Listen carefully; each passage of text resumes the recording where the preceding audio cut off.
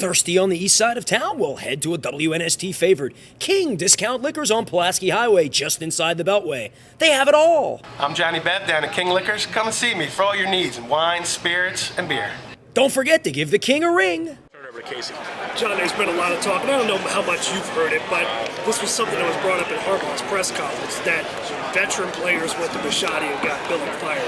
Have you heard any of that? And if it's true, is it true? And, and do you put it in? The story is I'll tell you the story. The story is you and Ray went to Steve Bisciotti and said, well, that's the story. That's the first time I heard that's a story that's made rounds in Baltimore. It was you and Ray and a couple other players went to Steve and said, us or Brian. And he, well, I guess we now. Well, you know what? No, I did not. Definitely, for the record, I did not ever talk to Steve about Brian.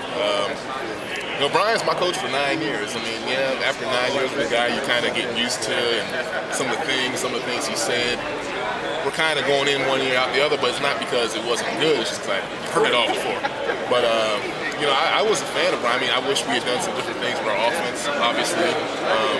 But I think the way he ran the organization and the way he was as a head coach was the best for me as a player. Maybe not everybody, though, and that's why the change was made. So I definitely did not go up to talk to Steve, though, about Brian. Have you had a chance to meet with Coach Harbaugh or talk to him yet? I talked to him on the phone for about 5 minutes. Real nice guy, real fiery guy. He's a football guy, that's for sure. It's going to be a change around Baltimore. You know, the days of Can't Do It are going to be over.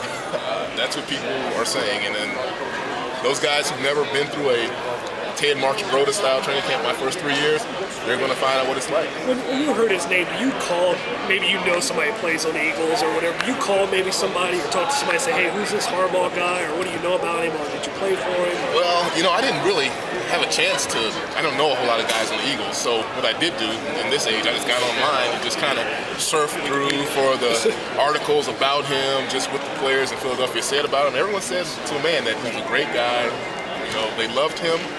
But he's a fiery football guy, which is going to be fun. And it could be, and this is probably a way for you to look at it as well, and anybody else that's thinking about, I don't know necessarily, maybe Mike Flynn is another guy that's sitting down right now thinking, time to go, time to give it another crack.